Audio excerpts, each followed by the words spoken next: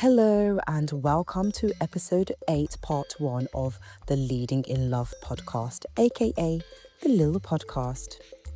This episode features an inspiring interview with Jaye, founder of African Chica fashion brand and the Afrique room at Boxpark Shoreditch. Together we explore the powerful question, does fashion shape identity or does identity shape fashion? Enjoy. So we are here with Jaye from African Chica. Oh, yeah, I was just about to ask me, tell me about yourself, because obviously you've told me off camera, so I want you to tell me on camera. Okay, so my name's Jaye. I am the founder and owner of African Chica and Afrique Room, which is the place where you are now. Oh, awesome. So I can see we've got a lot going on. We've got fashion, we've got a podcast. Could you elaborate on that? Right, so this is a creative hub.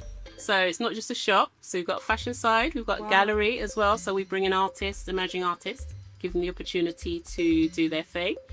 We have a DJ setup, a podcast setup, got a backspace if somebody wants to. We did a pop-up, now pop-up there as well. So on brand or on topic, let's say, my question is about fashion and identity. Okay. And the question is, do you feel like fashion shapes identity or identity shapes fashion? I think identity shapes fashion. And the reason why I say that is because my whole brand is about fashion and identity, but I took it from the identity piece first and then developed it into fashion. So my brand is called African Chica, and the whole premise of African Chica is coats and jackets in African prints that tell a story, but that story is identity driven by culture.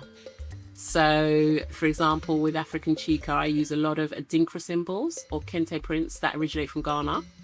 And basically what I wanted was a brand or fashion that basically you walk down the street, people in the shop are going to ask you questions and ask you about the identity of what you've got something from. So Kente print is synonymous with kings and queens in Ghana.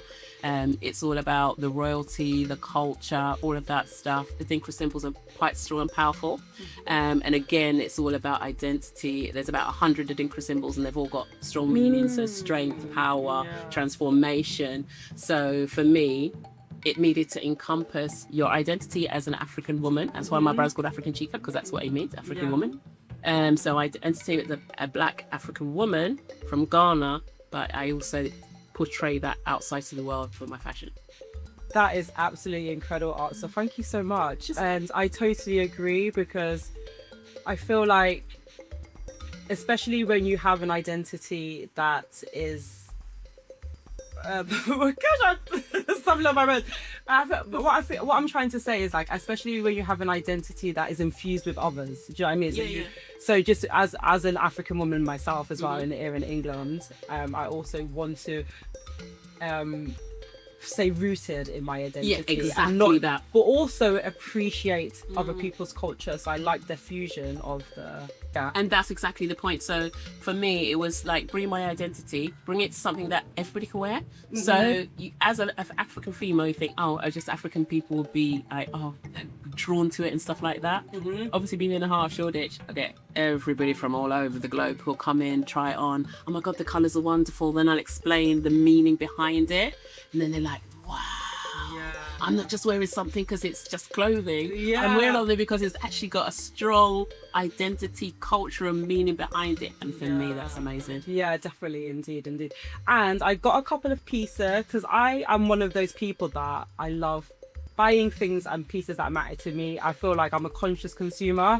I don't want to just buy something and wait for it to wear out. I want to buy something and look after it. So the more I feel like the pieces are personal and I'm drawn to them, the more I look after them. And actually, it's better for the planet as opposed to making mindless purchases. And I love these dangly earrings. And that actually has a meaning as well. Yeah, because you don't go for that. Go for it. I totally has a meaning. So there's these particular earrings are the face of the Benin Queen. I feel like I've seen them in some music videos. Yeah, so she was basically, I think in the 18th century, her name's Idea, and she fought the British in war, 1. What?